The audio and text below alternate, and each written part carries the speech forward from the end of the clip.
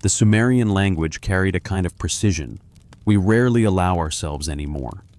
It had not one but three different words for what we casually compress into the single soft syllable soul. 3.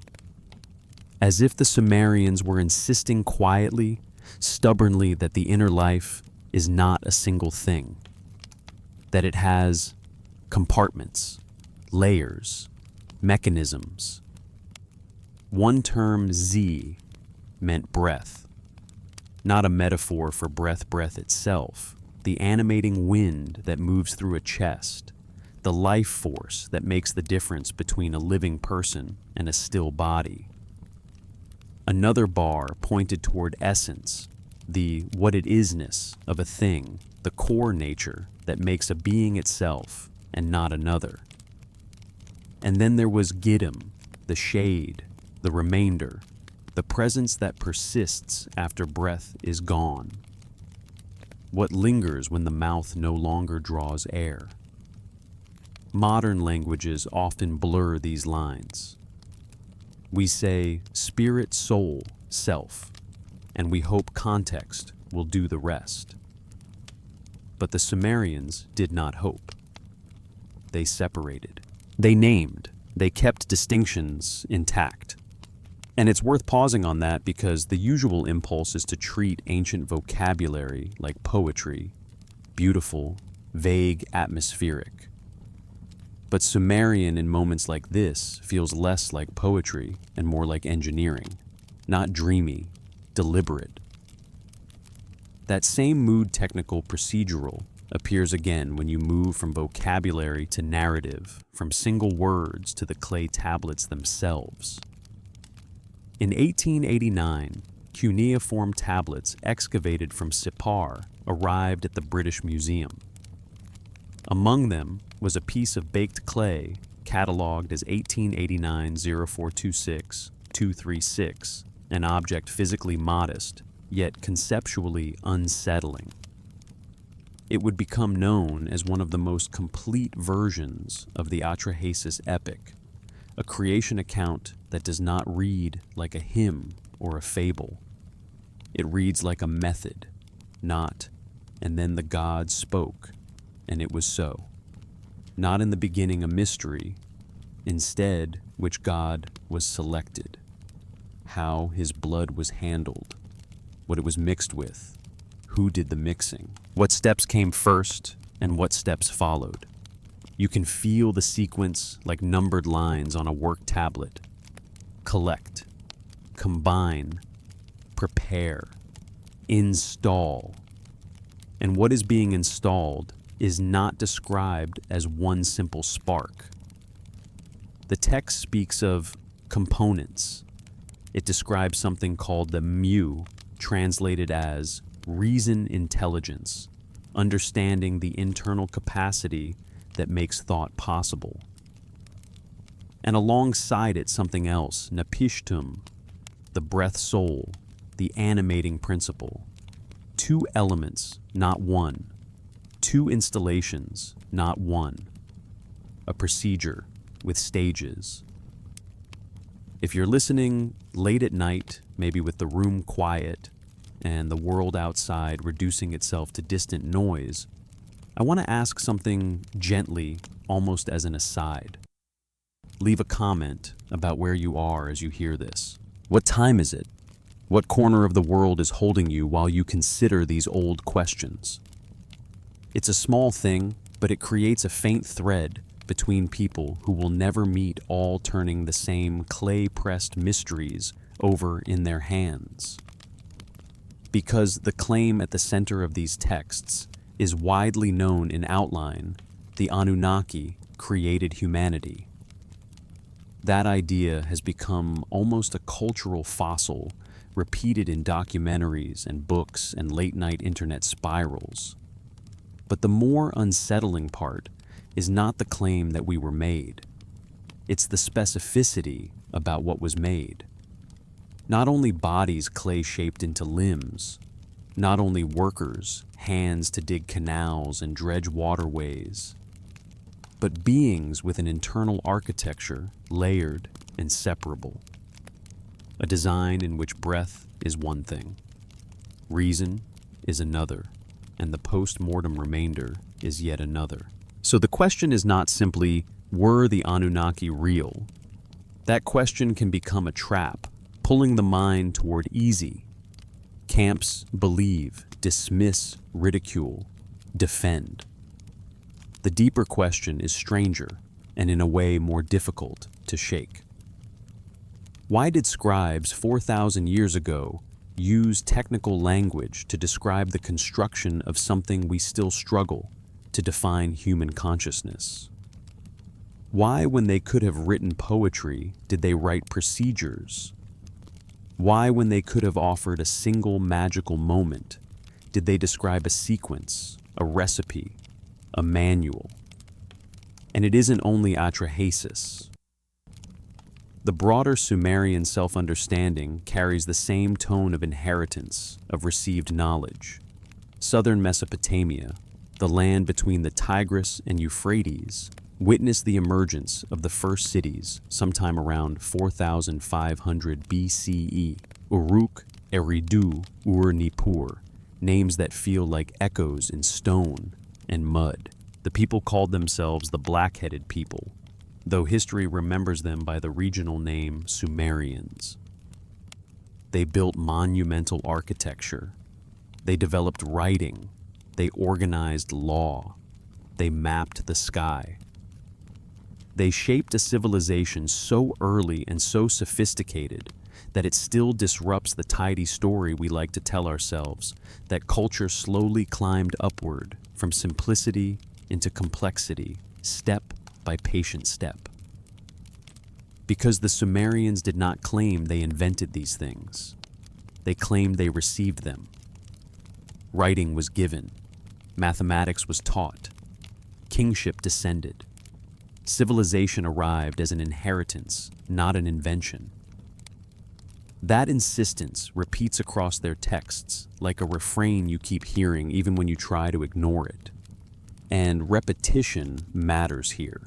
It is part of the rhythm. It is part of the way these tablets seem to speak, not with efficient explanation, but with circling return. Again and again, the idea reappears. There was a time before the cities, before agriculture, before canals and grain, a time when the gods walked the earth and established foundations. And then they say, came the Absugala, the great flood, after which humanity rebuilt from loss. It's tempting to treat all of this as the normal architecture of myth, golden age, catastrophe, rebirth. And maybe it is, but the Sumerian versions insist on something else alongside the mythic pattern detail. Procedure, technical terms, specific sequences. And that is what keeps drawing us back, because a myth can be vague and still effective. A myth can be symbolic and still powerful. A myth can say simply, the gods made us, and the social function would be the same. So why the manual? Why the careful separation of breath from reason? Why the insistence that something new was installed? We'll come back to that question. We have to. The script keeps returning to it like a slow orbit around a heavy object. And as we return, we'll trace the path that brought these clay procedures into modern hands: excavations, decipherments, museum catalogs, and the long, patient work of translation that turned wedge marks into meaning. But for now, hold the image a tablet of baked earth covered in tiny impressions, describing the assembly of a human being, as if consciousness were built, not merely bestowed. And ask quietly one more time, why would anyone write it that way? In the 19th century, the ground of Mesopotamia began to give its stored memory back to the modern world. Not as a single revelation, but in fragments, crates of clay and dust, moving toward museums and universities. Each tablet, a small, hard object, carrying an impossible amount of time. You can almost imagine the sensation, a hand lifting something that looks like hardened mud, only to realize it is in fact a voice. In 1849, Austin Henry Layard began excavations at Nineveh and Nimrud in the north. His discoveries, palace reliefs, and crucially, thousands of tablets, created a new sense that an entire buried literature waited just beneath the sand. But the deeper surge came later, in the 1880s and 1890s, when expeditions focused south toward Sumer itself, toward the older layers of the story. The University of Pennsylvania launched excavations at Nippur in 1889. Nippur was not simply another ruin. For the Sumerians, it had been sacred for millennia, a religious center threaded into their memory. Under layers of sand and collapsed mud brick, archaeologists found tens of thousands of tablets, administrative records, mathematical texts, hymns, epics. They were cataloged under the designation CBS, now one of the great reservoirs of early writing. Among these tablets were compositions that pressed directly on the question of origins. CBS 10,673, for instance, preserves a Sumerian flood narrative now called the Eridu Genesis, older than the biblical flood account by more than 1,000 years. It describes not only a deluge, but the founding of cities, the establishment of kingship, and the fashioning of humanity by the gods.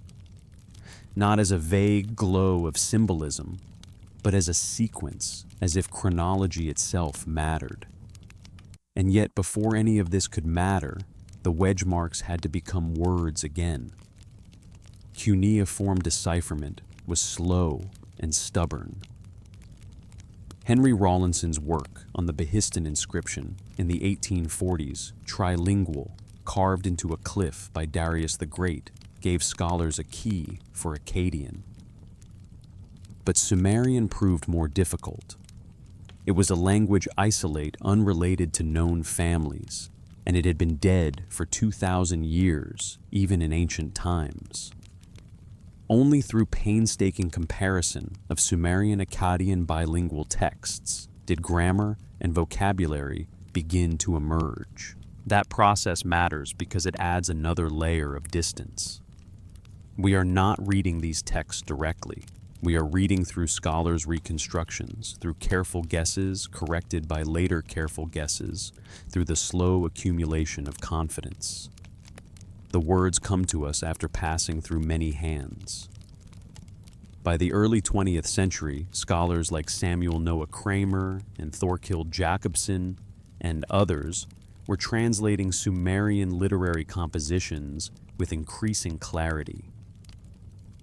And what surfaced from those translations surprised people who expected a haze of primitive myth, because the texts didn't feel vague.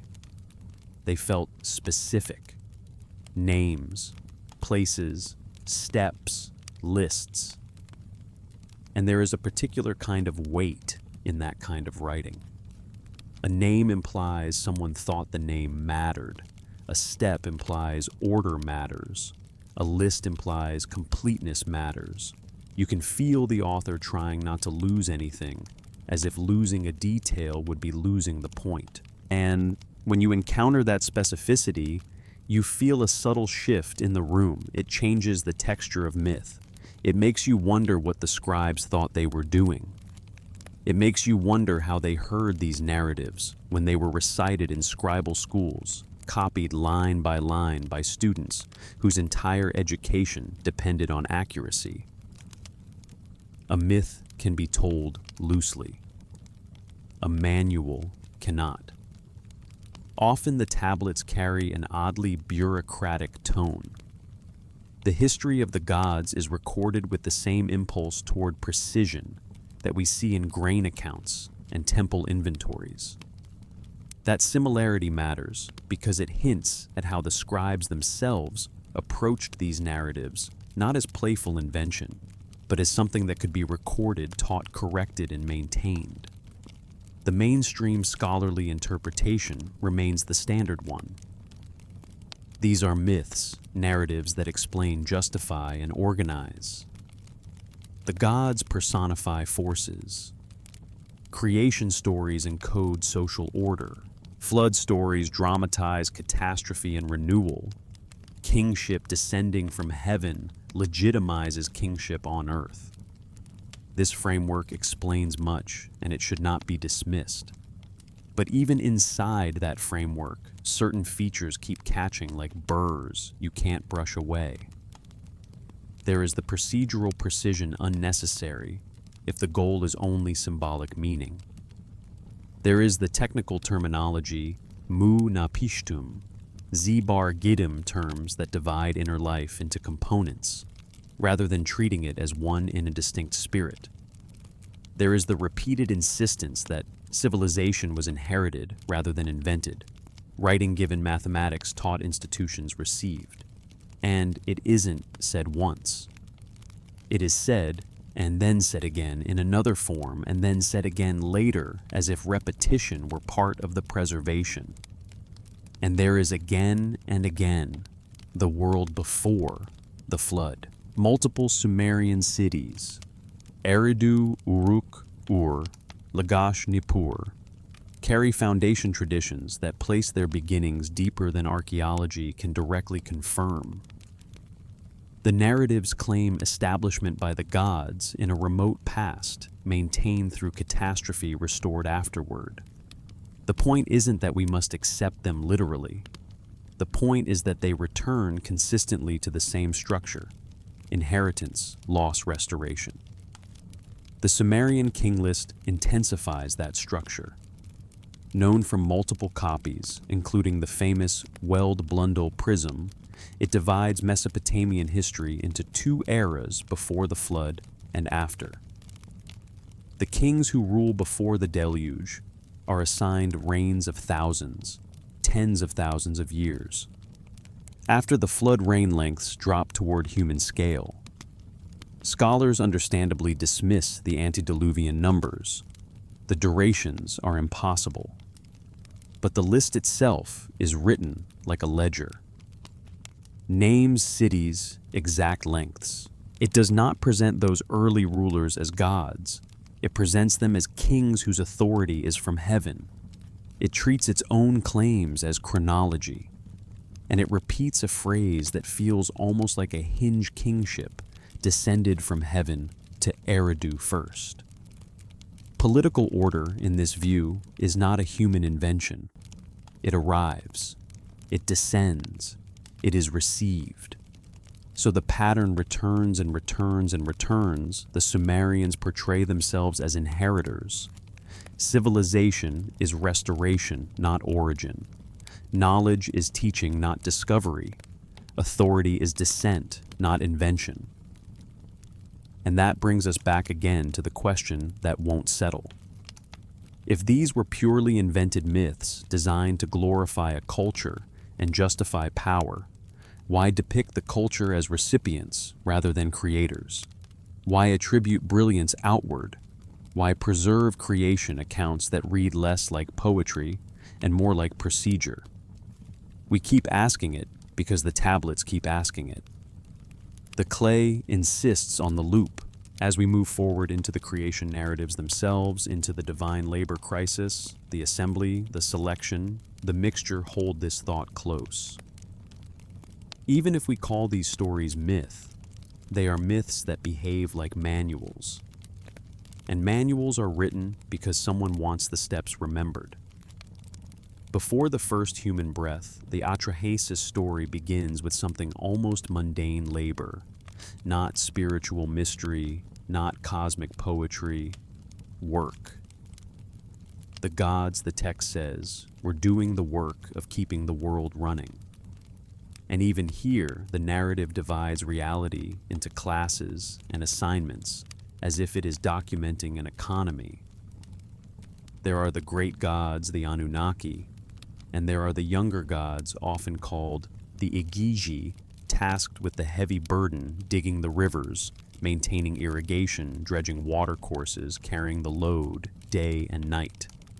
And the text does something strangely specific. It gives a duration.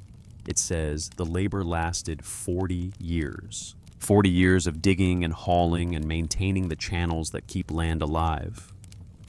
40 years of work that becomes, in the language of the tablet, heavy, distressful too much. It is hard not to recognize the emotion in the description. The younger gods grow exhausted, then angry, then desperate. Their frustration accumulates, the way frustration always accumulates, first as complaint, then as bitterness, then as the slow arrival of the thought. We cannot go on like this. Finally, they revolt. The tablet is blunt. They burn their tools. They approach the house of Enlil, the chief god, at night. They surround it. Enlil hears the noise. This is not a polite petition. This is an uprising. Workers refusing to keep the system running. Enlil's response reveals the stakes. He bolts his door. He summons Anu and Enki to an emergency council. The great gods assemble because the order of the world depends on work being done, and the class assigned to the work has refused. In the tablet's terms, it is a crisis in the maintenance of creation itself. And then Enki, the god of wisdom, of craft, of practical solutions, offers a proposal that is again oddly unromantic. He does not propose punishment. He does not propose inspiring speeches. He proposes manufacturing. Let the birth goddess create a human being, the text has him say. Let man carry the load of the gods. This is the first hinge. The first time the narrative clicks from complaint into design. The reason humans are created is not love or abundance. It is problem solving. It is replacement labor. The birth goddess called by names that shift across versions Nintu, Ninma, sometimes Belet Ili agrees, but she does not speak as a magician. She speaks as a specialist. She sets conditions. She cannot do the work alone. Enki must assist. And crucially, the process requires a sacrifice. A god must be killed so that his flesh and blood can become the material for the new beings. The assembly selects a god. The name appears with variations, Weila, Ilawela, sometimes rendered as Geshtu, or related forms in translation. The text does not linger on biography. It does not explain motives. It does not tell us whether he volunteered or was chosen by lot or forced. It simply records the decision, as if the decision is what matters. And it adds a detail that is repeated in different ways because it matters. This god possessed mu reason, intelligence, understanding. The gods, the tablet says, had mu. And the one who had mu was slaughtered. Again, slaughtered. Not symbolically, not metaphorically. A verb of cutting, a verb of killing. Then the procedure begins. His blood is collected. His flesh is involved. And clay-wet earth, moldable substance, becomes the other half of the mixture. The birth goddess mixes clay with blood. In some versions, divine saliva is added. The language is physical mixing, kneading, shaping. Like a potter's work. Like a craft. And the story repeats its own logic slowly, as if making sure you cannot miss it. The purpose is to transfer something. Not just to make bodies, to move mu into the created beings. The gods gather. 14 birth goddesses are assembled. Nintu pinches off 14 pieces of the clay and blood mixture. 7 she places on the right, 7 on the left. And from these portions, 7 males and 7 females are formed. Notice the rhythm: select, slaughter, collect, mix, portion, assign, form. Notice how it refuses the single magical moment. It gives you stages, it gives you sequence, it gives you a sense of hands at work, and it gives you, again, components. The MU comes through the sacrificed God's blood. But the text also distinguishes something else, the breath soul, the animating principle called napishtum in Akkadian, corresponding to the older Sumerian Z. This is not mu. Mu is cognition. Napishtum is life breath. The tablet treats them as different things installed in different ways, as if one is the mental architecture and the other is the animating current. So the creation is not simply body plus soul. It is more layered clay as substrate blood, as carrier of mu breath, as animating force. If this is metaphor, it insists on engineering detail. And atrahasis is not alone. The Babylonian Enuma Elish tells a similar story with different names. Marduk defeats Tiamat and fashions the cosmos, but when humanity is needed, he requires the blood of a defeated god. Kingu, who had held the Tablet of Destinies, is bound. His blood vessels are severed. From his blood, mankind is created. Again, blood is treated as more than life. It is treated as a carrier of something essential, authority, capacity, command. And the Sumerian composition, Enki and Ninmah, adds another layer of unsettling practicality. After the successful creation of humans, the gods celebrate and drink beer. In their celebration, Ninmah challenges Enki with a crafting contest. She fashions humans with limitations: one who cannot speak, one who cannot see, one who cannot hold water. And Enki assigns each a role. The implication is pragmatic. Variation is designable. A system can produce different configurations, and each can be fitted to a function. Three narratives, different contexts converging on the same set of points, returning to them again and again. Humans were created for a purpose. Creation involved earthly material combined with divine blood. Something mental reason, intelligence was transferred. The process followed steps, not a single incantation. And the result was tested, assessed, made to fit a function. We can call this mythology, and in one sense it is, but the shape of the mythology matters. These texts choose procedure. They choose enumeration. They choose craft vocabulary. They choose the slow insistence of a manual. And that brings us back again to the question that won't let go. If the goal was simply to say, you serve the gods, why describe all of this? Why specify blood and clay? Why separate mu from breath? Why return repeatedly to the idea that what makes us human was installed? In the next movement of the story, we have to linger with that blood and clay mixture, with what it implies about consciousness, about essence, about the Sumerian insistence that the inner life has parts. Because the tablets do not rush past it, and neither should we. Stay with that mixture for a moment longer. The clay, the blood, the careful hands, the insistence on steps. Because the atrahasis text does something subtle.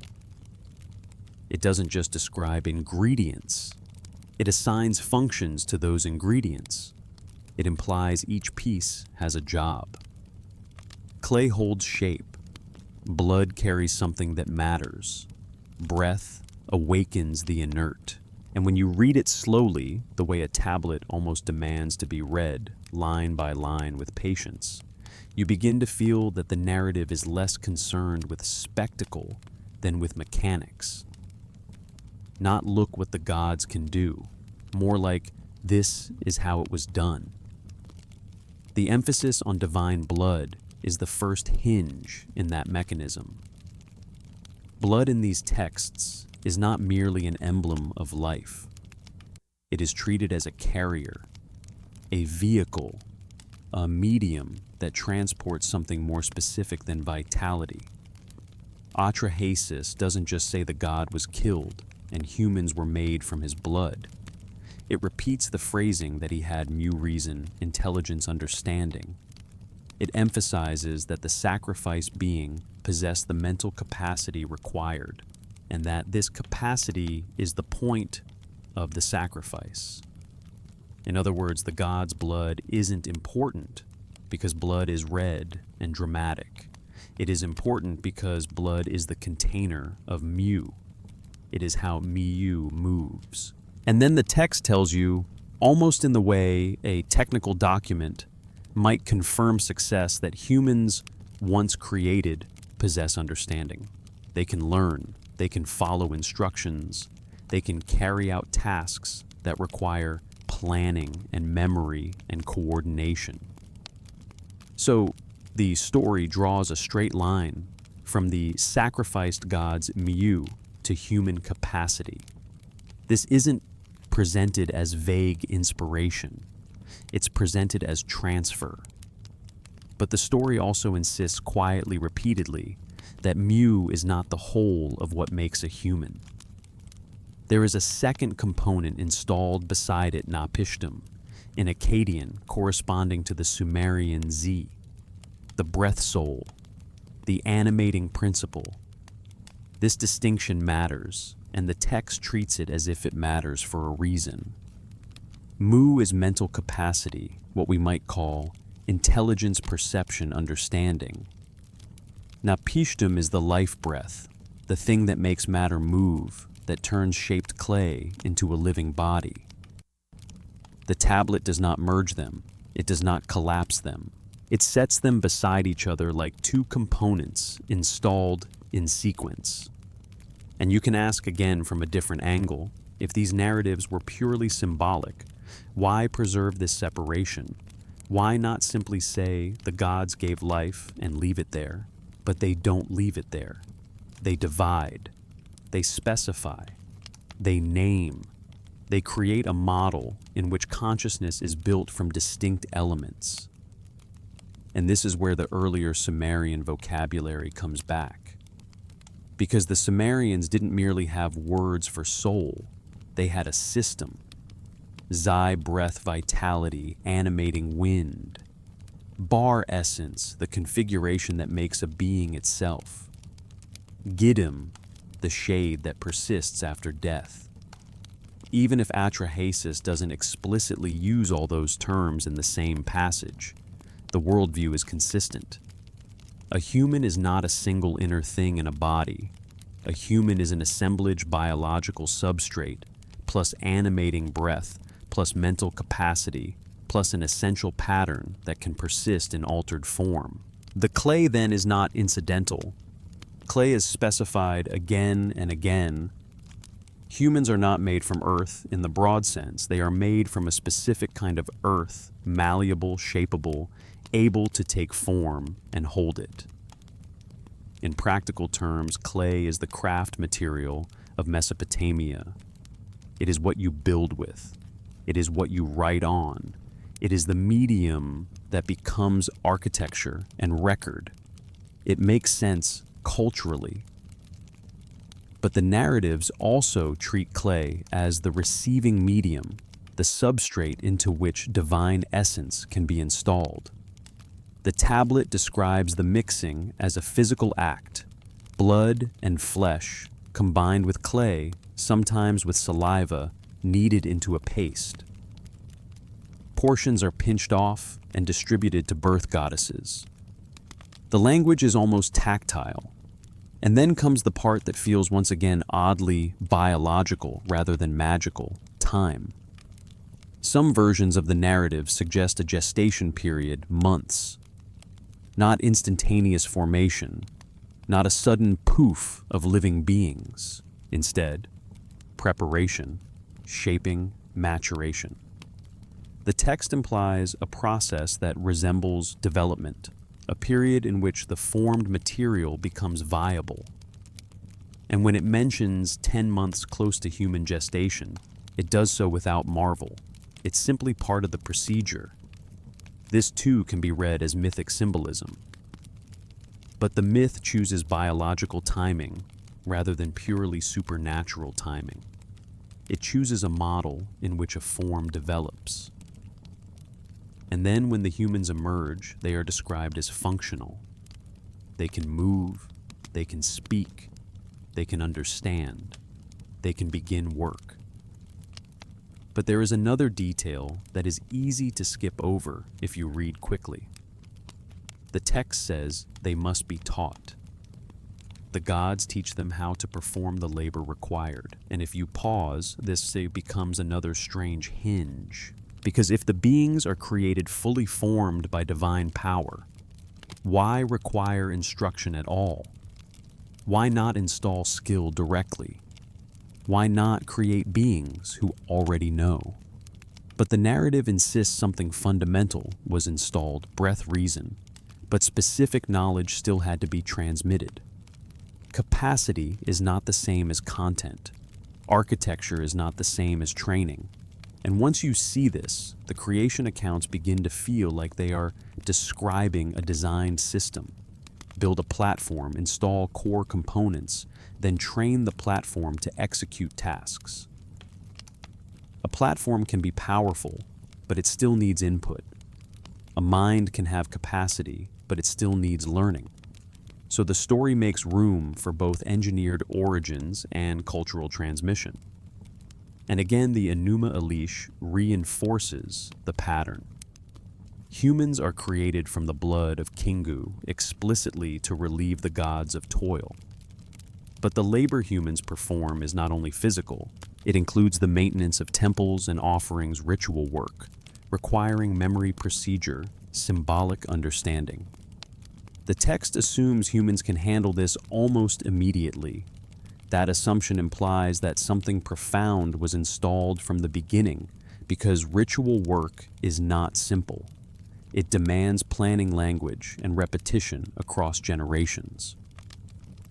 And there is one more element that appears in multiple versions. The gods observe the creation. They gather, they look, sometimes they test, sometimes they confirm. Again, quality assessment. Not just creation, but verification. Not just it happened, but did it work? This is not the typical feeling of a purely symbolic story. Symbolic stories often present creation as unquestioned success. Here, the narrative implies specifications. It implies intended outcomes. It implies that failure was possible and success had to be confirmed.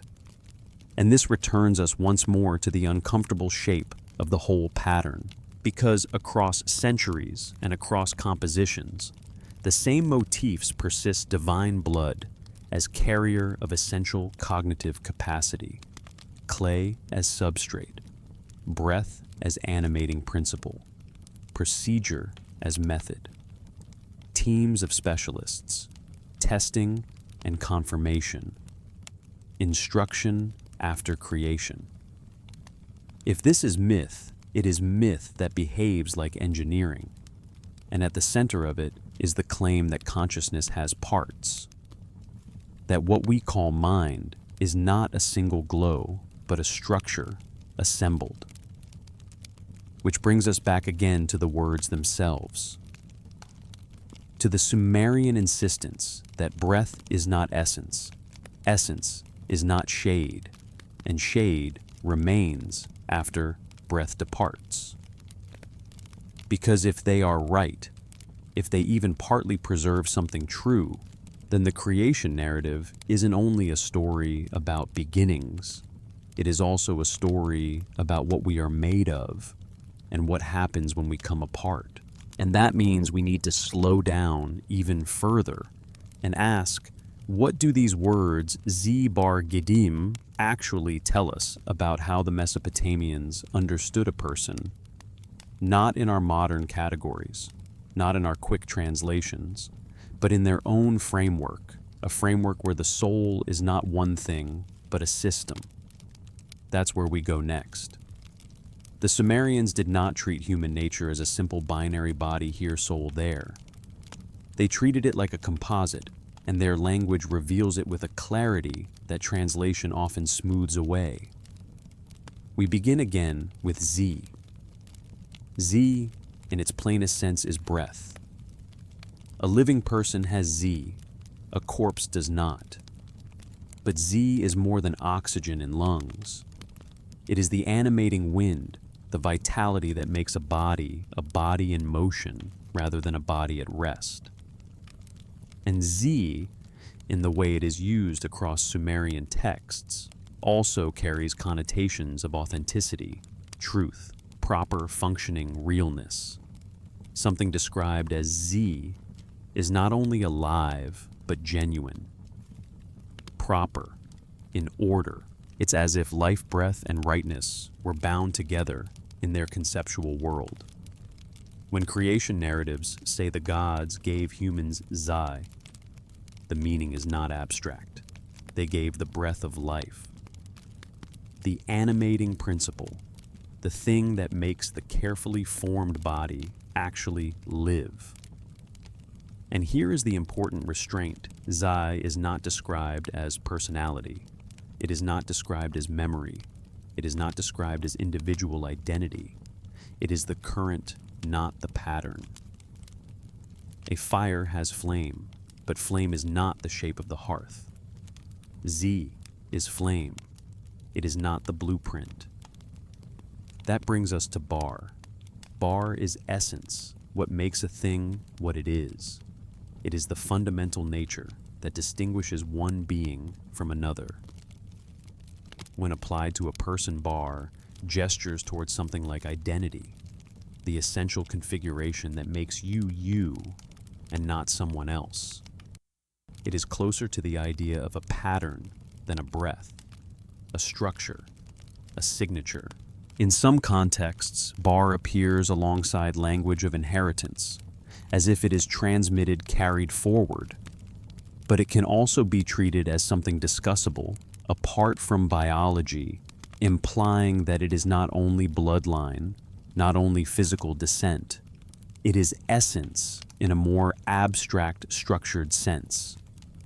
If Z is the animating force, Bar is the organized self. And then Giddim. Giddim is the shade that persists after death. When Z departs, when breath stops, Giddim remains. This is perhaps the most striking aspect of the Sumerian model, because it implies separability. The body fails, breath leaves, yet something continues. Giddim is not presented as a vague metaphor. It is an entity in a system. It goes to the underworld, the Kur. It exists in diminished form. It can be sustained through offerings. It can become restless if neglected. It can trouble the living. So the Sumerian person in this model is already layered. A body of clay, formed, shaped, held together. Z, the breath force that animates. Bar, the essence pattern that defines identity. Giddim, the post-mortem continuation of that identity pattern. And even if we do not accept the metaphysical claims literally, the structure is coherent. It is a model of consciousness as multiple interacting components. And when Akkadian becomes the dominant language of Mesopotamia, it borrows and adapts. Z's equivalent appears as Napishtim, breath soul. Giddim's concept becomes Etemu, the ghost shade. The vocabulary shifts, but the architecture persists. Akkadian funeral texts describe the Etemu as requiring offerings water-bread oil. Without them, it suffers thirst and hunger. The Etemu retains memory, emotion, relationship. It remembers who it was. It maintains bonds. It can affect the living through dreams, omens, disturbances. So again, the post-mortem shade is not blank. It is a reduced continuation, but still recognizably the person. And now, slowly, the creation narratives look different when placed inside this conceptual framework. Atrahasis describes installing Mu and Napishtim into the clay and blood mixture. Mu, cognitive capacity. Napishtim, breath life. The texts do not explicitly name Bar or Gidam in the creation procedure, but the existence of those concepts suggests that Mesopotamian thought already assumed multiplicity. A human being wasn't a unity. A human being was an assembled system. And if you pause on that, you feel the loop-tightening creation is assembly, death is disassembly, and the Gedim, what persists, is what remains when certain components depart. So the vocabulary supports the procedure, and the procedure explains the vocabulary, and once again the question returns in a slightly altered form. Why such precision? Why insist on these distinctions for centuries? Why preserve separate terms rather than collapsing them into one? Because they could have. They didn't have to name 3 souls. Most cultures don't. Most cultures let one word float between meanings. The Sumerians refused. They wanted the parts distinguished. That suggests the distinctions mattered not only linguistically, but conceptually. It suggests they were preserving a model they considered important to understand correctly. And translation, however necessary, often collapses it. When modern English renders Z-bar Gidim as soul or spirit, it turns a structured system into a blur. It makes the Sumerians sound vaguer than they were. But they were not vague. They were being technical. Which brings us to another difficult concept that carries the same kind of precision and the same kind of material quality, the me. Not simply laws, not simply divine decrees, but something described like objects that can be carried, transferred, stolen, like functional templates, like powers that operate almost as if they are coded. Because if Mu and breath soul are installed, and if Bar and Gidam persist, then what are the me? What are these transferable powers that make kingship, priesthood, craft? And what does it mean that they can be loaded onto a boat and moved from one city to another? That's where the narrative wants to go next, into the strange territory where culture itself is treated as something that can be carried like cargo. And again, it will feel less like metaphor and more like blueprint. If you stay with the Sumerian vocabulary long enough, you start to notice something else. Not just that they had multiple words for what we flatten into soul, but that they had a habit, almost a discipline of treating invisible things as if they had structure, as if they had components, as if they could be separated, transferred, installed, removed, returned. And that habit doesn't end with Z-bar and Gedim. It deepens when you encounter the me. Modern translations struggle here because the word refuses to sit neatly inside our categories.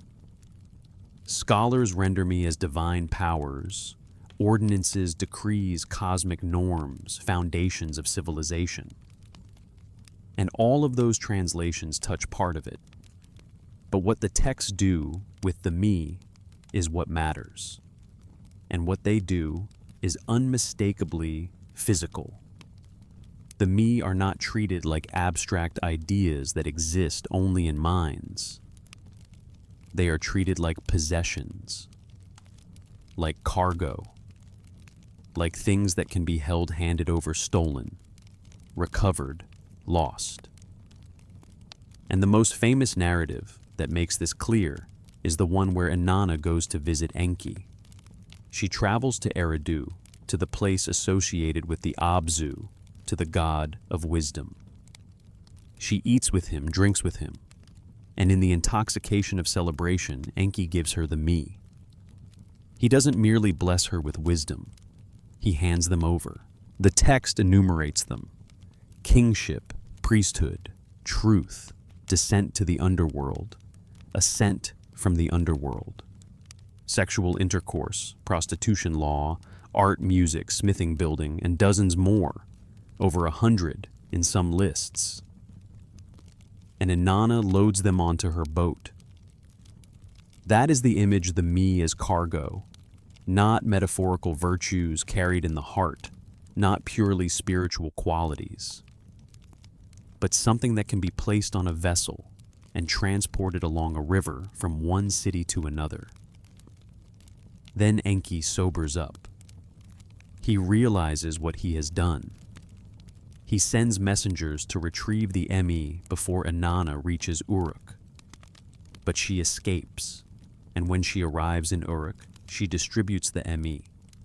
She installs civilization.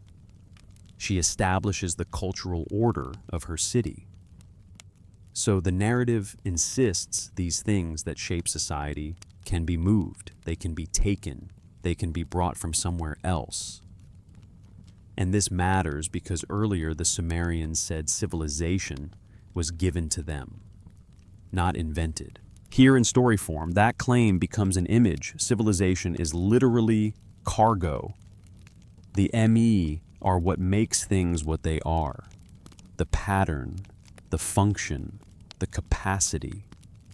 A temple has its me without them. It's just a building. A king has the me of kingship without them. He's just a man in a seat. A craft has its me without them. You have tools, but no skill. A social institution has its me without them. You have people, but no structure. So the me are not just authority, they are the operational template, the working configuration, the blueprint that makes a thing function as itself. And in that sense, the me begin to resemble something modern minds can almost picture, not physical objects in the simple sense, but information patterns treated as transferable. The story doesn't use modern words for this because it can't, but it behaves as if the me are code. And once you see that the creation narratives take on a slightly different light, because humans were not only given breath and intelligence, humans were given the capacity to do civilization, the capacity for language, for tool use, for social organization, for ritual. Where does that capacity come from? The texts imply it comes from installed patterns, installed me. And if you read Atrahasis in parallel with the me stories, you begin to notice that Mesopotamian thought treats human nature itself as a configured system, not only the biological body, not only the animating breath, but also the installed capacities that allow culture to exist. The creation accounts don't pause and say, and then the gods installed the me of language. They don't give that list in the same place, but they don't have to. They already told you elsewhere what me are. And once you know, you can see the implication the gods didn't just create workers. They created beings capable of learning memory, tradition, ritual, transmission.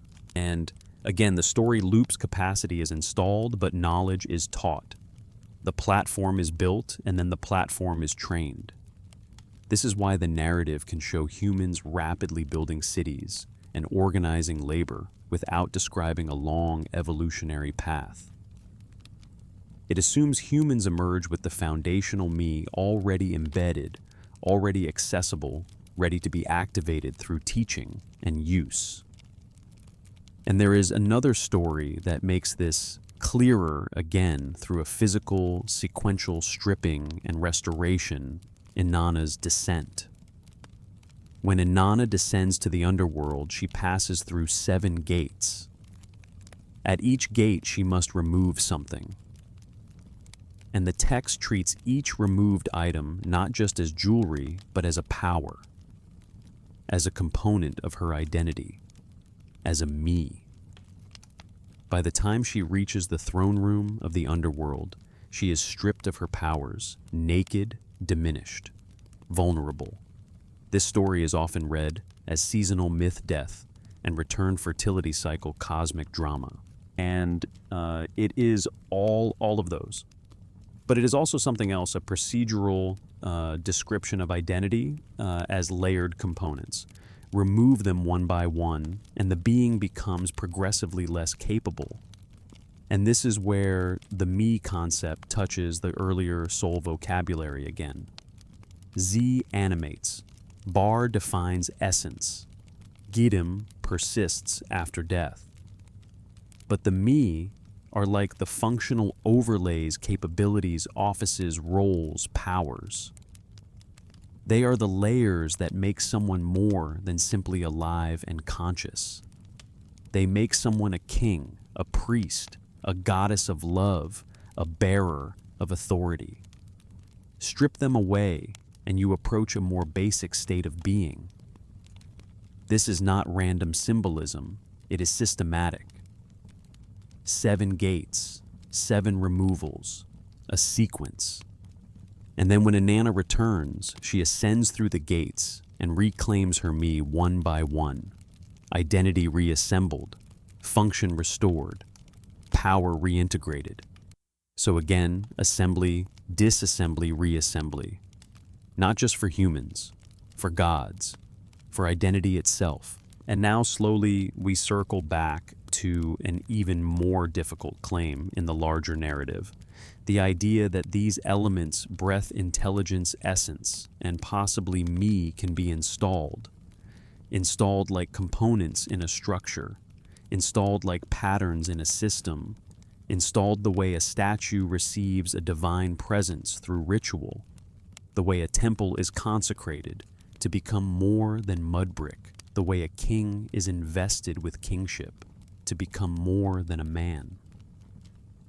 The language across Mesopotamian texts makes the same motion again and again. Something is made, then something is installed into what is made. The human body is shaped, then Napishtum is breathed into it. The cult statue is carved, then the divine presence is installed through the opening of the mouth. The king is crowned, then the me of kingship descends upon him. This is the same structure repeated across domains: form, first essence, second. And it's important because it suggests Mesopotamians thought the world was built in layers. Substance and function, body and breath, shape and power, clay and code. And now the creation narrative begins to look less like a singular myth and more like one instance of a broader cultural logic. Reality is constructed by assembling forms and installing patterns. Which brings us inevitably back to the engineering metaphor. Because these texts don't simply say the gods created. They show the gods acting like craftsmen, like builders, like administrators. They debate a labor crisis. They select a sacrifice. They gather materials. They mix pinch portion. They shape forms. They supervise gestation. They test results. They train the new beings. And if you compare that language to other Mesopotamian technical texts, construction records, manufacturing instructions, cult statue procedures, you find similar vocabulary, similar rhythms, not because the myths copied mundane documents, but because the culture had a shared way of describing how things are made step by step in sequence, with careful attention to what is installed into what. So the question returns again, and it returns gently like a thought you can't quite set down. If these are purely symbolic myths, why do they behave like manuals? If the purpose is only theological control, humans are servants. Why include such persistent component language? Why keep telling you how? Why insist on me you and napishtim separately on me as transferable cargo, on identity as layered components stripped at gates? And we don't answer the question yet. We hold it. Because the next section pulls that engineering language into an even sharper focus, the comparison between human creation and cult statue creation. Because in Mesopotamia, they didn't just make humans in stories. They made statues in reality. They carved bodies. They installed presence. They tested responsiveness. And if those procedures mirror the creation epics, then perhaps the epics were not imagined out of nothing. Perhaps they are the mythologized reflection of an actual ritual technical worldview, make a form, install an essence, verify function. So we move next into that parallel, not by rushing, not by concluding too quickly, but by staying with the texture of the language craft terms, installation terms, verification terms, and watching how the same procedural pattern repeats again and again across everything they believed could hold a living presence. There is a particular kind of discomfort that arises when you place the creation epics beside the mundane texts of Mesopotamia, because you expect myths to sound different from manuals. You expect poetry to feel like poetry and procedure to feel like procedure. But in the archives of Mesopotamia, the boundary blurs. You can read an administrative tablet describing how barley is measured and distributed, how workers are assigned, how quantities are recorded. It is dry, precise, procedural. And then you can read atrahasis describing the creation of humanity, and you hear the same procedural cadence: gather, mix, portion, shape, install, verify. Not as metaphor, but as method. And then most strikingly, you can read the technical ritual text describing the making of cult statues, and suddenly you realize the parallel is not faint. It is structural. A cult statue in Mesopotamian thought was not merely art. It was a body prepared to host a divine presence. It was, in a sense, a form waiting for installation. The statue makers gathered materials: wood, gold, lapis precious stones. They purified them. They shaped them. They assembled the parts. They followed prescribed steps. And then came the critical moment, the installation of presence, the ceremony often associated with opening of the mouth. The text describes actions performed on the statue to make it responsive, to transform it from inert object into divine embodiment. No one in Mesopotamia would say the statue literally was the god, in the same way the god existed in the divine realm. And yet they treated the statue as the god's presence. The god could inhabit it. The god could see through it. The god could receive offerings through it. This is what image means in that context, not likeness alone, but embodiment. And now remember the word almu, image representation statue replica. When later traditions say humans were made in the image of the divine, the Mesopotamian context gives that phrase a sharper edge, because an image, for them, is something into which presence can be installed. So, if humans are images, the implication is not cosmetic. It is functional. Humans are forms prepared to hold divine-derived components. Clay bodies, breath installed, intelligence transferred, patterns embedded, and the same logic appears in the language the body is formed, then the essence is installed. The statue is carved, then the presence is installed. The king is crowned, then kingship descends. Form first, function second, substrate first, pattern second. And because the statue rituals are unambiguously procedural, detailed steps prescribed, actions carefully timed sequences, we have a baseline for what Mesopotamian manual language looks like. When that language appears in creation narratives, it doesn't automatically prove those narratives are literal history. But it does suggest the authors were comfortable describing sacred realities in procedural terms. It suggests that for them, sacred power was not only mystery, it was something that could be handled correctly or incorrectly, installed properly or improperly, resulting in success or failure. That is a very specific religious mindset, not purely mystical, not purely symbolic. A mindset in which the sacred has technique. And once you recognize that, you begin to see how the creation narratives could be both mythic and technical, at once mythic in their framing, technical in their underlying logic. Because they are describing not only a story, but a model, how a form becomes a functioning being. A form is shaped. Then something is installed. Then the result is tested. And the texts actually mention testing. They mention gods observing newly created humans. They gather around. They verify. This is exactly what happens with statues. The rituals include observing whether the installed presence responds appropriately in ceremony, whether the statue can see, hear, accept offerings.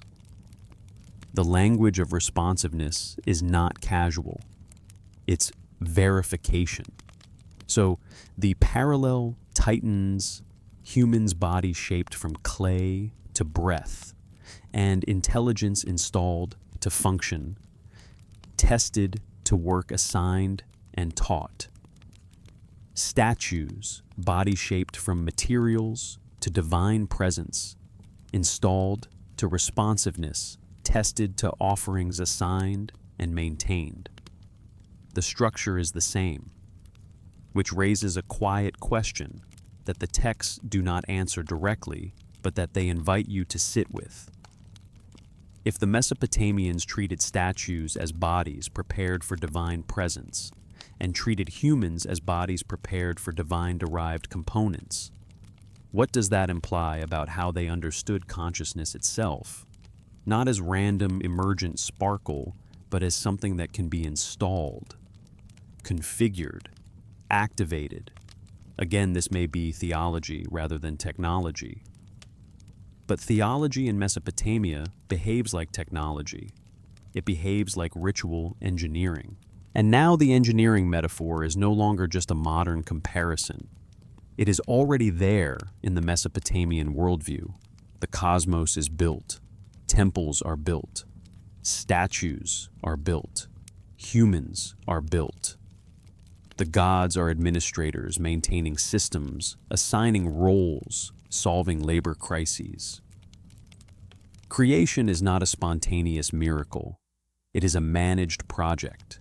And an atrahasis, the labor crisis that triggers human creation, is described like an administrative emergency, the gods in council, deliberating, solving a practical problem.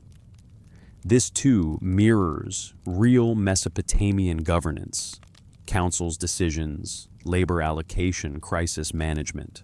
So the creation narratives feel bureaucratic because the culture was bureaucratic. But the deeper point is that they saw their bureaucracy as echoing divine bureaucracy.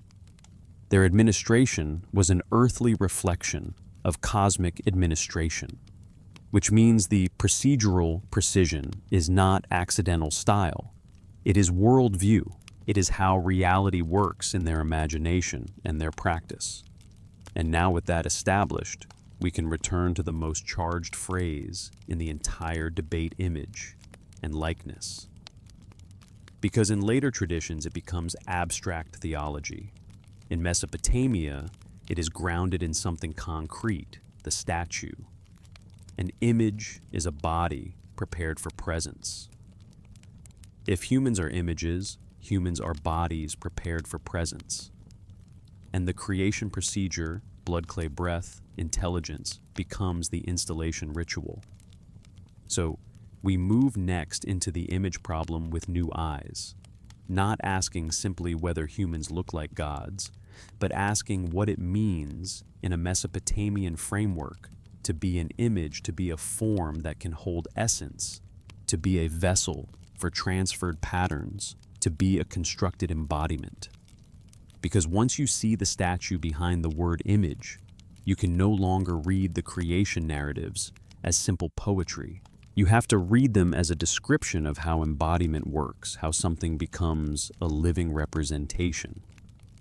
And that in their language is always done by procedure, form, installation, verification, again and again. And so the loop continues. If there is a single phrase that keeps echoing across the landscape of these texts, it's this one image, representation, replica. In the Mesopotamian world, those words don't sit in the realm of poetry. They sit in the realm of craft. A statue is an image. A cult figure is an image. An almu is an image.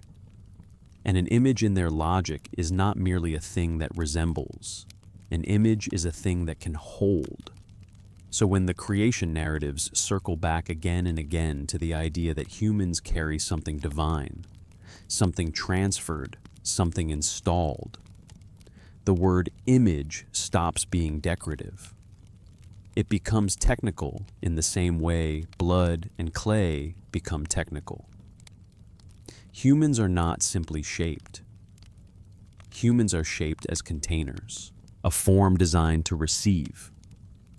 And this is where the old question returns, but with different weight. What does it mean to be made in the image of a god? Is it about hands and faces and posture? Or is it about function, about capacity, about presence? The Mesopotamian context keeps insisting an image is functional. An image is an embodiment. An image is what allows the invisible to be present in the visible world. That's why the creation texts linger on the mechanism. Divine blood mixed into clay. The miyu, reason understanding, carried through the sacrificed God's essence. The breath, napishtim, installed as animating force. The result is not a human as a simple animal. The result is a human as a hybrid, an earthly form that carries something beyond earth, not as metaphor, but as ingredient. And yet even here, the texts do not let us simplify. They keep returning to mixture, not pure divinity, not pure clay, a blend, a composite. The divine element is present but constrained by earth. The clay is shaped but activated by what the clay does not contain on its own. Again and again, the story keeps its balance. We are images, but imperfect images. We are embodiments, but limited embodiments. We are carriers, but diluted carriers. This is why the narrative can hold two truths at once. Humans are sacred because they contain divine-derived essence, and humans are expendable because the essence is not uniquely handcrafted for each individual. It is a shared inheritance. It is something installed at the beginning, then passed along. The story does not describe the gods creating a brand new soul for every birth moment by moment, child by child. Instead, it suggests a template established once and then reproduced. So the idea returns again, quieter now, inheritance, continuation, reproduction. The first mixture of blood and clay becomes the pattern that persists.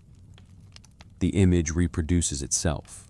The human carries the divine element not as a one-time miracle repeated endlessly, but as a foundational configuration that continues through natural generation. The clay and the blood, once joined, keep generating more clay and blood beings. And if that is the model, then it explains something else. The texts keep hinting at, without ever turning it into a single sentence, the divine element can vary in strength. The narrative itself keeps showing degrees. Ordinary humans carry the divine essence in diluted form. Kings in royal ideology are described as images in a special way, more direct, more intense, more concentrated. Not a different species, but a different degree. And here the loop returns to kingship, because Mesopotamia cannot discuss humans without discussing rule. Kingship descends from heaven. Kings are invested. Kings embody. The king's body is treated as sacred, not merely because he rules, but because he is an almu of authority, a living image of divine order. The king is a human container, configured to hold more of the pattern, more of the me, more of the authority template that organizes society. But even this does not resolve the tension. It deepens it. If the divine essence is inheritable, if it is part of the human configuration, then what exactly is being added in kingship? Is it another layer, another installed component, another me placed upon the existing structure? The texts don't give us a modern schematic, but they keep repeating the pattern. Form is present, then something is added. Human being, then investiture. Body, then breath. Clay, then mu. Statue, then presence.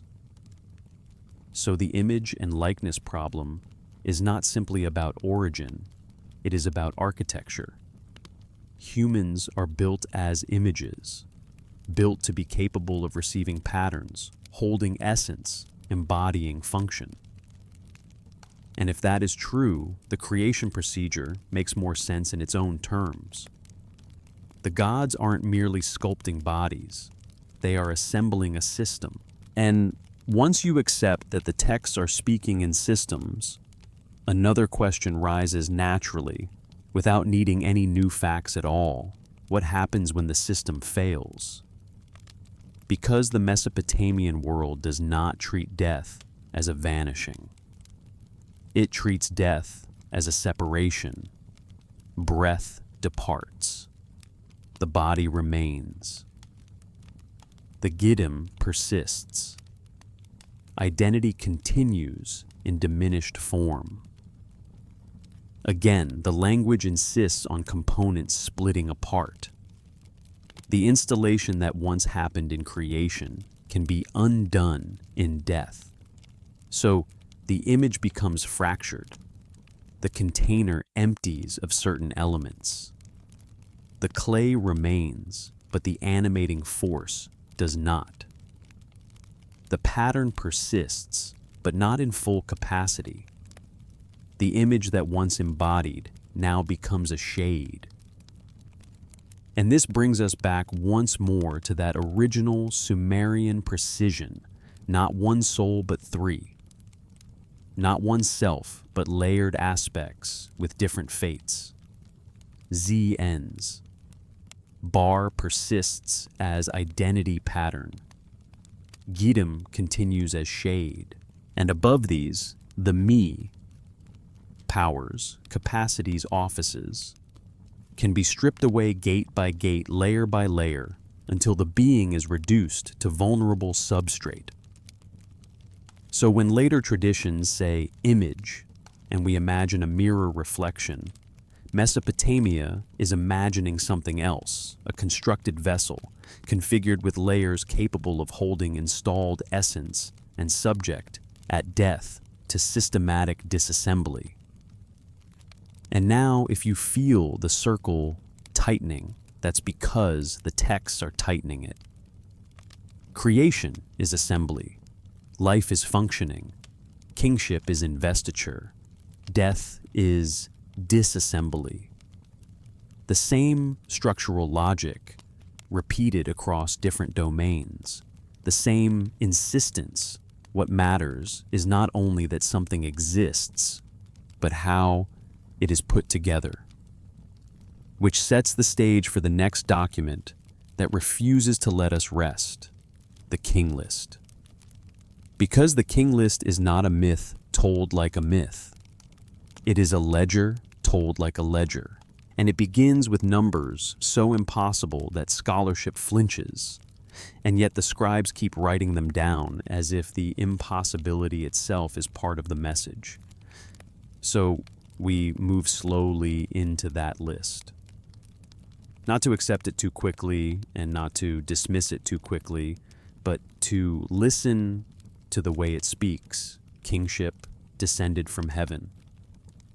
And then something happened, and then it descended again. The King List begins the way a bureaucratic text begins. Not with thunder, not with metaphor. With a line that sounds like a record being opened, kingship descended from heaven. And if you read that slowly, you can feel the double meaning at work. On one level, it is theological. Kingship is not a human invention. It is not a local experiment that happens to succeed. It is given. It arrives. It is placed into the human world from somewhere beyond it. But on another level, it is administrative. Descended sounds like transfer, movement, handover. The same kind of language you would use for an object changing hands, a responsibility being reassigned, an office being installed. And the document that follows keeps that tone. It lists, it counts, it assigns cities, it records reign lengths with an almost stubborn precision. And then it forces the reader to confront the impossible. Before the flood, it says 8 kings ruled over 5 cities for a combined 241,200 years. Individual reigns stretch into tens of thousands of years. Not one inflated lifespan, but an entire era constructed out of inflated durations, written down as if they are ordinary data. So the question returns, because it has to return, why begin a list like this? If the compilers wanted a useful political genealogy, why start by breaking the limits of credibility? Why not begin after the flood, where the rains drop closer to human scale? Why keep the impossible numbers at the threshold? The safe modern answers are familiar. Symbolic numbers, a way of saying unimaginably ancient. Or perhaps a confusion of units years, treated like months-old systems, misread in copying. Those explanations can be reasonable, and scholarship is right to consider them. But there is still something the text itself does that refuses to be ignored. It does not announce, "Now we speak in symbol." It does not separate the antediluvian kings into a different genre. It treats them like kings. It gives them names. It gives them cities. It gives them exact reign lengths, the way it gives reign lengths later, when the list becomes increasingly historical and verifiable. And then the flood arrives and everything pivots. The list divides time into 2 eras, before the flood and after the flood.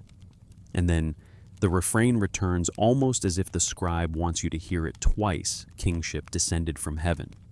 It appears at the beginning, and it appears again after the catastrophe. Which means kingship in this worldview is not merely a human habit. It is a thing that can be installed, interrupted, and installed again.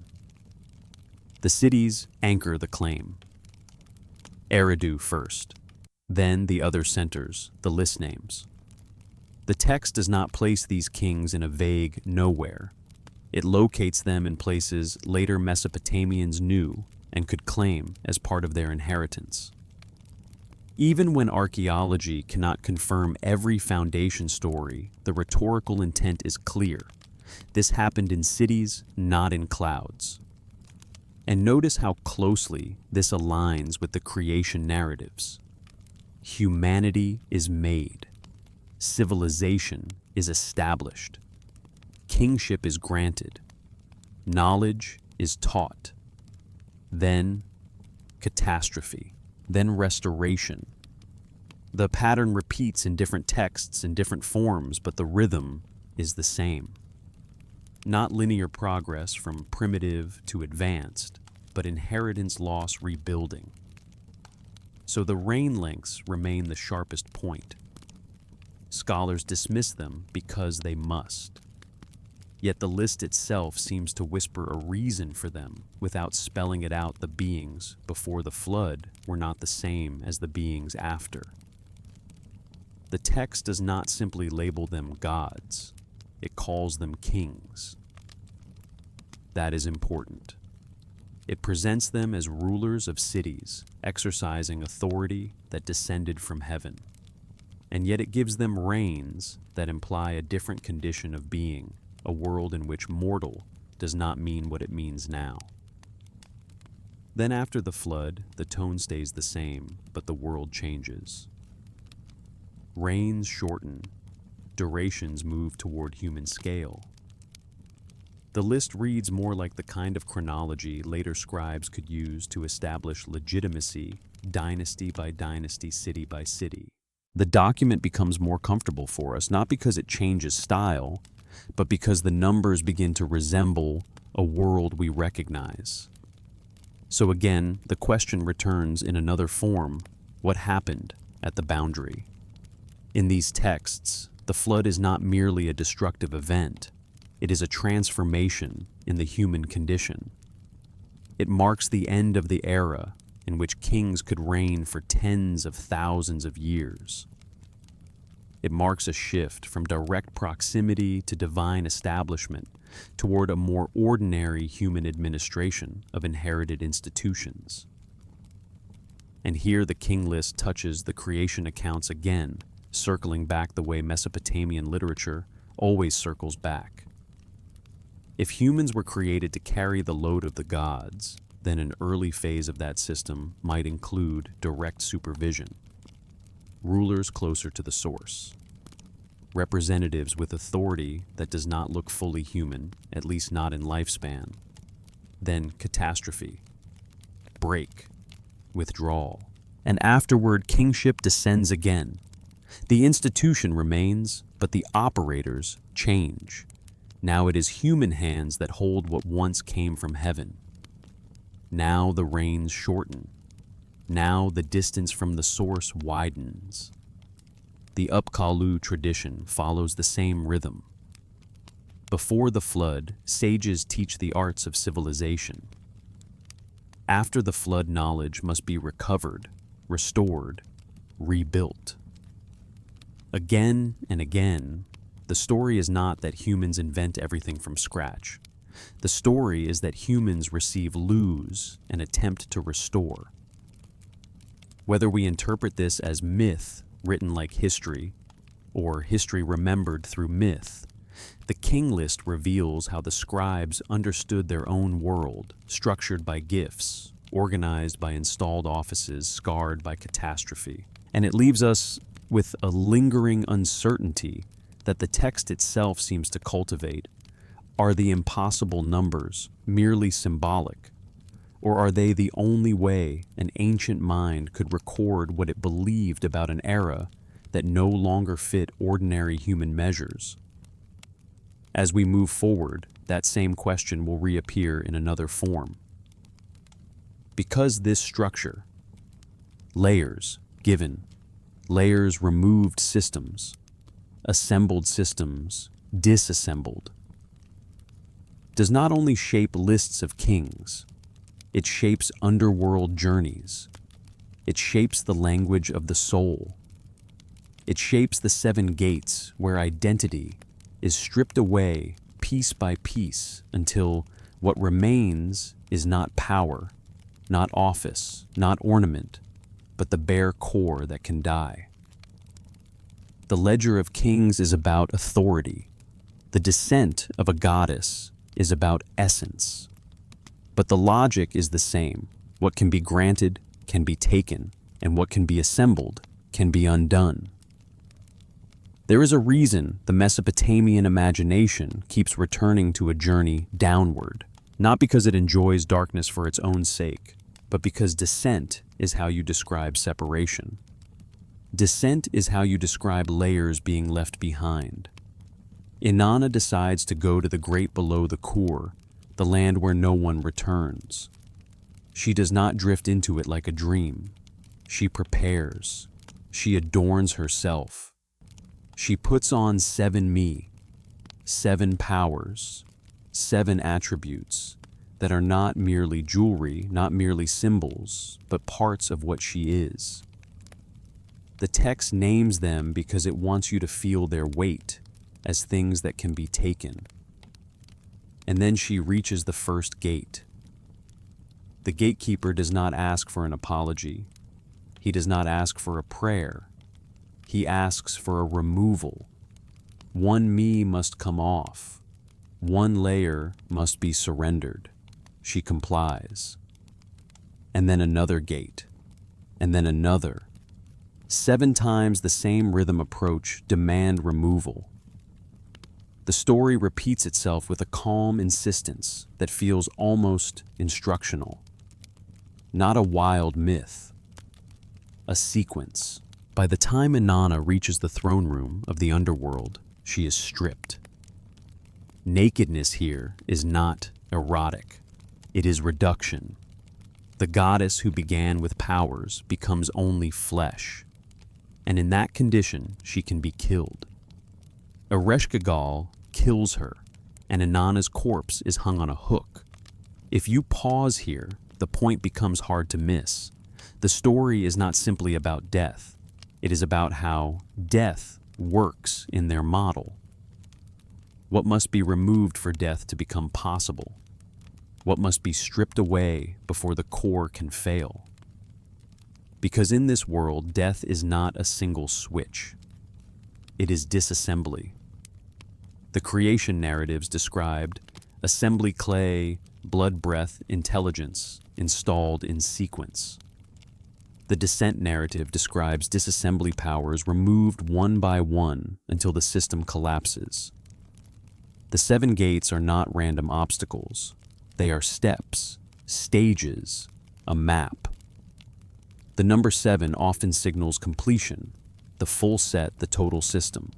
7 gates, 7 removals, 7 diminishments. The implication is not subtle. A functioning being is a composite. You are not one thing. You are layered. And notice what the text refuses to do. It does not say she lost her power in one sweeping statement. It makes you watch the loss happen. It makes you count it. It makes you remember the order. Why insist on order? Why insist on sequence? Because sequence implies structure. Sequence implies that identity is not only something you have, but something built, something arranged in layers that can be accessed, surrendered, reclaimed. In other words, the narrative keeps teaching by repetition. Gate after gate, it asks the same question without asking it directly. What are you when the outer parts are gone? And then, as it strips Inanna, it quietly asks the reverse. What must be returned for you to be you again? Then comes a second loop in the narrative return. Inanna does not remain on the hook forever. Enki sends rescue creatures, and their work is not described as a vague miracle. It is described as intervention, response method action. Inanna revives, and as she ascends, she passes through the gates again, and the sequence reverses. She reclaims her me one by one, rebuilding what was stripped away. Descent removes, ascent restores, layer by layer. Even the cost of return follows the same logic. A substitute must be provided. Something must remain below. The system demands balance. Inanna returns, but not without consequence. Dumuzi becomes the one who must descend. If we apply this to human consciousness, the text begins to feel less distant. We also witness layers falling away in a certain order, often gradually. The script itself points to this severe dementia, progressive degradation. A person can lose complex reasoning and still speak, lose speech and still recognize faces, lose recognition and still breathe. The system dismantles itself piece by piece, not all at once. The Mesopotamian model does not use our terms, but it insists on architecture. Different aspects of being can fail independently. The loss is sequential. The self diminishes in stages. So, Inanna's 7 gates become a kind of enacted diagram, a story that behaves like a map. Identity is not a single substance. It is a layered structure. Remove the layers, and the being becomes less capable, less protected, less itself, until finally the core can no longer hold. And this is why mortuary practice in Mesopotamia looks the way it does. The body is buried and preserved as foundation. The living offer food and water to the dead. Names are spoken. Memory is maintained. These practices are not simply comfort for the living. They are maintenance for what persists when the body no longer functions. Because the Giddim, the shade, continues. It descends to the underworld. It exists in reduced form. It needs offerings. It can become distressed if neglected. The boundary between living and dead is not nothingness. It is a barrier that can be weakened or strengthened by ritual, by care, by continuity. And so the loop returns to the beginning. If death is disassembly, then creation had to be assembly. If the soul is layered, then the makers, whether gods, sages, or the storytellers themselves, had to think in layers. Z, bar, gidim, mi, mu, napishtim, different words, different functions, different fates. The underworld journey repeats the old concept in a more vivid form.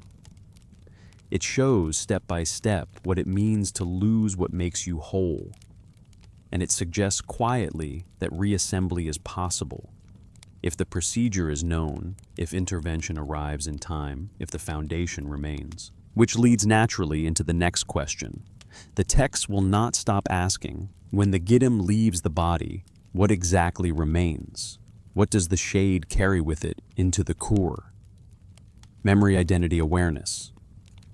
The creation accounts focus on installation. The descent story focuses on stripping. Now the tradition turns toward what persists, and what persists becomes the heart of the matter. When Mesopotamian texts speak about death, they almost never speak about nothingness. They speak about departure, a cutting off, a going forth. The breath ceases, yes, but the language does not end there. It moves beyond the halted lungs, beyond the quieted chest, into a different kind of continuity. Because in their framework, the living person was never a single thing.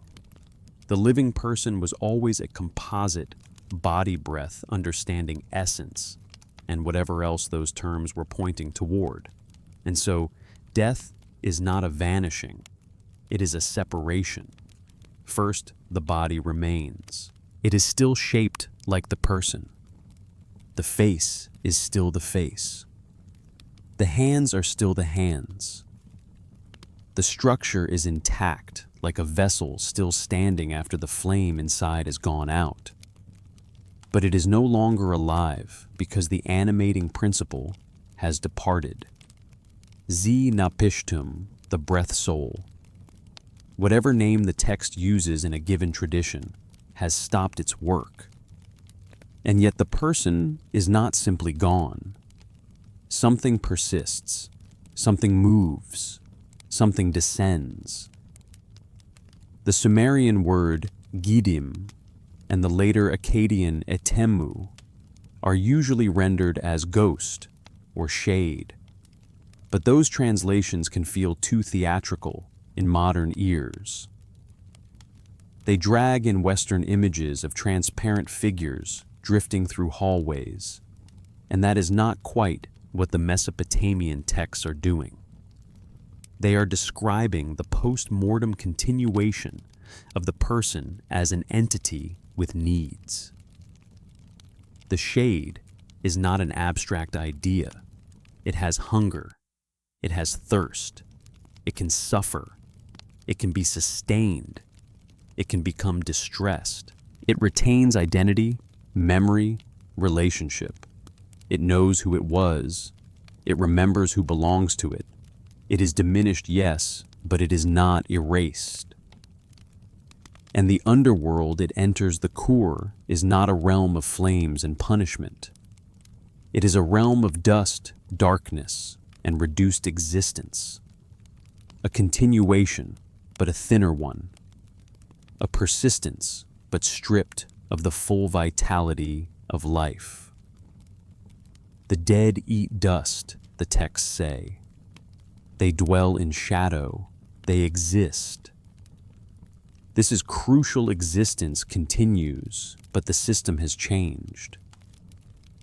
So when Mesopotamian mortuary practice insists on burial, insists on offerings, insists on care, it is not merely a social ritual meant to comfort survivors. It is maintenance of a system in which the living and dead remain linked. The offerings matter because the shade consumes their essence. Water-bred oil. These are not empty gestures. The Atemu needs them. Without them, the shade suffers thirst and hunger. Without them, the shade's condition deteriorates, and that deterioration has consequences. A well-tended shade remains in the underworld, relatively stable, maintaining a quiet relationship with descendants. A neglected shade becomes restless. It may attempt to cross back. It may appear in dreams. It may disturb the living. It may become an outsider spirit, an entity without proper place, dangerous, not because it is evil by nature, but because it is displaced. This tells us something about how they thought reality worked. The boundary between living and dead is not absolute. It is managed. It is reinforced. Ritual and offering are not symbolic. They are practical operations maintaining separation and preventing breach. So death becomes a kind of relocation. The person is transformed into a different mode of existence. The living person becomes a shade in the core. The breath is gone. The body remains behind. The identity pattern persists elsewhere. And here the earlier vocabulary starts to glow with new meaning. Z, the breath life, is not what becomes the shade. Zai ends. Zai departs. Zai is the animating wind that makes the vessel function in the living world. When it leaves, the vessel becomes inert. But bar essence configuration, the thing that makes you you, seems to be what persists. The Gidim looks like bar surviving without Z. A pattern without full vitality. Identity without breath. Memory without flesh. It is the self reduced, yet still recognizable. And if that is the case, then the creation texts become not merely origin stories, but specifications. They explain what was assembled so that death can be understood as what is disassembled. Because notice how consistent the structure is. Creation installs breath. Creation installs understanding. Creation configures essence. Life functions while these components remain integrated. Death occurs when integration fails and components separate. Post-mortem existence is what remains when some components persist without others. So, once again, the loop returns to the same center. The texts want us to look at consciousness as architecture, not a single candle flame, but a system of interlocking parts. Modern neuroscience, in its own way, also describes architecture. Memory systems, language systems, executive function, emotional processing, attention. Remove one system and certain capacities vanish while others remain. In dementia, the self diminishes in layers, often in a recognizable sequence. Mesopotamian texts describe a similar layered diminishment, though they extend it beyond the boundary neuroscience currently accepts. They claim something remains after biological cessation. They claim identity persists without the breath. And we can disagree, we can remain skeptical, but the point is they are not being careless. They are describing a model, a coherent one, a model where death is not annihilation, but transformation, where the persisting shade retains identity and memory, and where the living maintain responsibility to sustain the dead through offerings. Why does this matter for the larger question the script keeps circling? Because if you accept even temporarily that the Mesopotamian view is internally consistent, then the creation narratives are not random. They are not merely stories that make people feel comforted. They are technical accounts, or at least technical-like accounts, that attempt to explain why the system works the way it does. If humans were engineered, or if humans were imagined as engineered, then the architecture of the soul matters. The components matter. Their fates after death matter.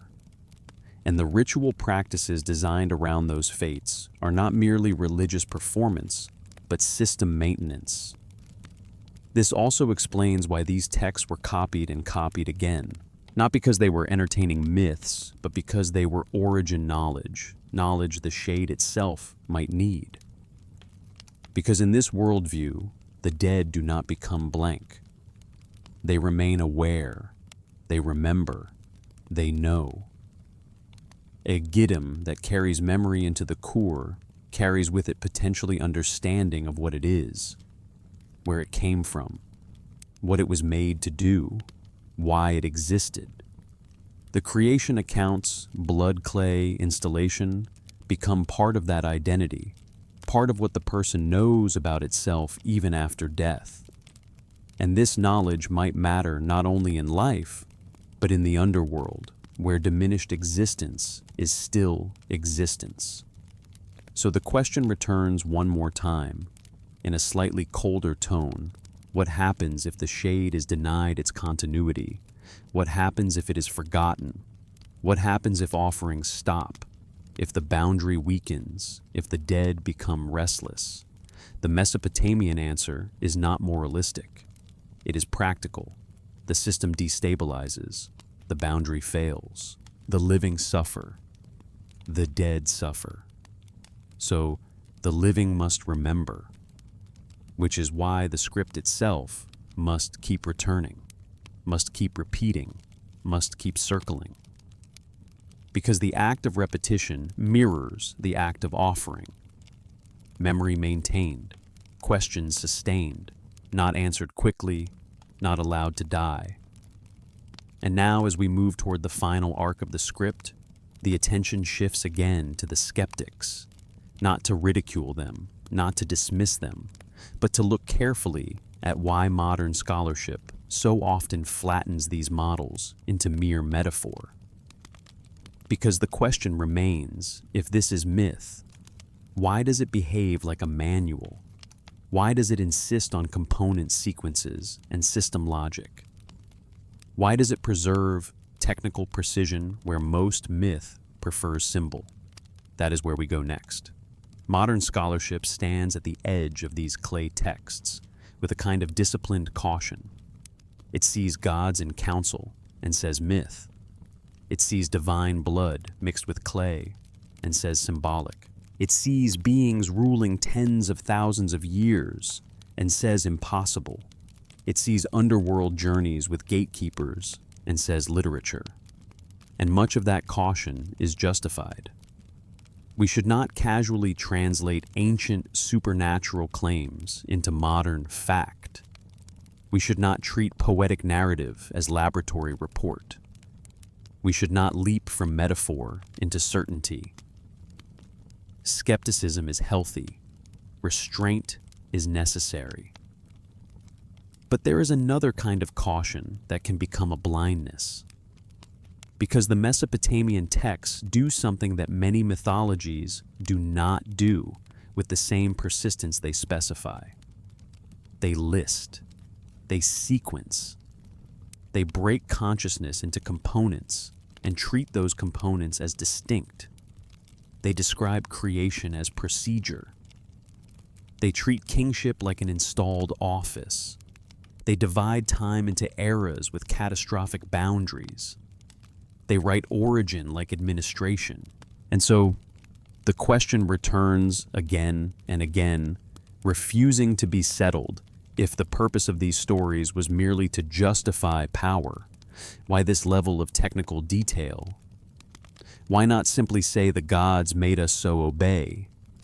Why not simply say kings rule because heaven wants it? Why not reduce it to simple theology? Instead, the texts linger in craft language, mixing, pinching off pieces, assigning portions, breathing life, installing MU, testing results, teaching the new humans their work. The tone does not feel like myth trying to awe. It often feels like record trying to preserve. And this is where the scholarly debate becomes not only about content, but about genre. What kind of text is this? If we assume myth must always be metaphor, then procedural detail is just ornamentation. If we assume ancient people were incapable of technical memory, then the manual-like tone must be illusion. If we assume that supernatural language automatically signals fiction, then any technical specificity embedded in that language cannot be read as information. But those are assumptions, and the script keeps asking us to notice how assumptions shape interpretation. Because we have examples, even within ancient studies, of texts long dismissed as myth, later proving to contain historical kernels. Flood narratives correlate with real catastrophic floods. King lists correlate, at least in their later portions, with verifiable dynasties. Legendary cities once thought imaginary reappear in the dirt once excavation finds them. This does not prove the creation procedure is literal. It does not prove the Anunnaki were historical beings. It does not prove engineered consciousness. But it does mean that blanket dismissal can become lazy. So the question returns in a careful form: what if the texts are neither pure history nor pure invention? What if they preserve traditions about events that were interpreted through religious frameworks, translated into gods and councils, because that was the language available? What if the technical core mixture, installation component architecture, was remembered because it mattered, even if the full understanding of it was lost? In other words, what if these narratives are memory carried through myth? The script itself offers a possible bridge without adding new facts. the authors did not have modern scientific vocabulary. If something happened that involved manipulating life, transferring essence, installing capability, how would a Bronze Age scribe describe it? They would reach for the language they had: blood as carrier of essence, clay as malleable substrate, breath as animating force, me as transferable patterns, installation as the movement of a power from one vessel into another, testing as observation of function. And in doing that, they might create something that looks like myth but behaves like documentation. This possibility unsettles comfortable categories. It does not require belief. It requires openness to ambiguity. And then the script widens its gaze again, stepping back from Mesopotamia to the broader pattern. Similar motifs appear in other cultures: beings fashioned from earth, animated by divine breath, sometimes created through sacrifice, sometimes improved through infusion of divine essence. Multi-component soul models appear in Egypt in later philosophical systems, in many traditions, that refuse to reduce the person to a single, unified soul. So again, the question returns: why these parallels? Universal imagination could explain the broad strokes. Humans made of earth, breath as life.